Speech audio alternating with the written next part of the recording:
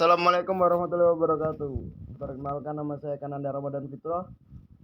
Saya di sini ingin mempresentasikan istighfar dan kebahagiaan. Satu rumusan masalah. Bagaimana istighfar dan kebahagiaan menurut hadis? Bagaimana istighfar dan kebahagiaan menurut psikologi? 2. Pembahasan istighfar menurut hadis. Dosa. Istighfar menurut hadis. Dosa sebagaimana digambarkan oleh Rasulullah SAW ibarat noda hitam di dalam hati. Bila seseorang melepaskan diri dari dosa, mohon ampun dan bertobat, hatinya akan cemerlang. Tapi bila ia mengulangi perbuatan dosa, maka noda hitam itu akan bertambah hingga meliputi hatinya. Oleh karena itu, kemudian disyaratkan bagi semua orang untuk memperbanyak istighfar.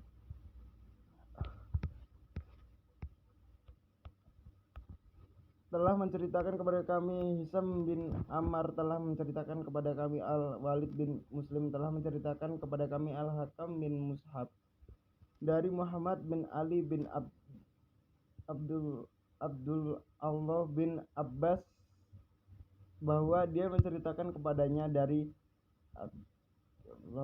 Abdul Allah bin Abbas, dia berkata, Rasulullah SAW bersabda, barang siapa yang menekuni istighfar, Allah akan menjadikan dari setiap kesedihan kelonggaran, dan dari setiap kesempitan jalan keluar, dan memberi rezeki kepadanya dari arah yang tidak disangka-sangka.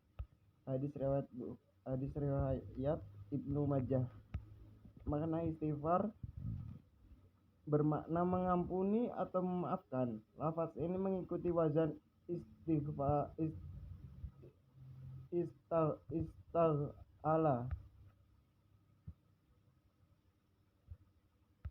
Istaghala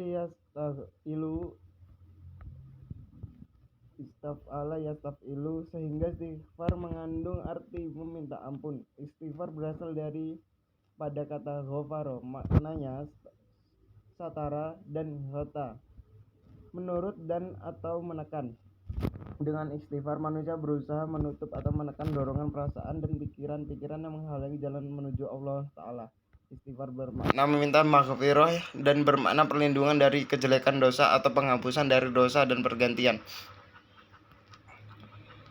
Istighfar menurut hadis. Istighfar sangat berkaitan erat dengan psikologi seseorang. Ketika seseorang sedang kalut atas persoalan-persoalan yang menimpanya, apabila ia beristighfar, dia akan mendapat ketenangan batin yang tidak akan didapatkannya dari apotek atau dokter manapun. Kebahagiaan menurut hadis.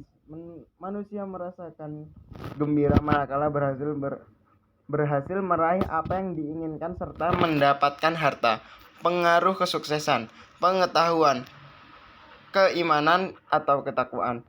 Bahagia adalah suatu yang relatif, bergantung pada tujuan manusia dalam hidup. Orang yang tujuannya menumpuk harta serta mendapatkan kekuatan, pengaruh, dan kesenangan hidup duniawi lainnya. Keberhasilan mewujudkan tujuan-tujuan tersebut akan menimbulkan kebahagiaan dan kegembiraan baginya. Adapun orang yang tujuannya berpegangan teguh pada keimanan, ketakwaan, dan amal soleh supaya dapat menggapai kebahagiaan dalam kehidupan akhirat, hal itulah yang menjadi sumber ketenangan, ketentraman, dan kebahagiaan. Ada satu hadis yang menjelaskan tentang kebahagiaan. Yang namanya kaya atau hina bukanlah dengan banyaknya harta atau banyaknya kemewahan dunia, namun yang namanya hina adalah hati yang selalu merasa cukup. Hadis riwayat Bukhari dan Muslim.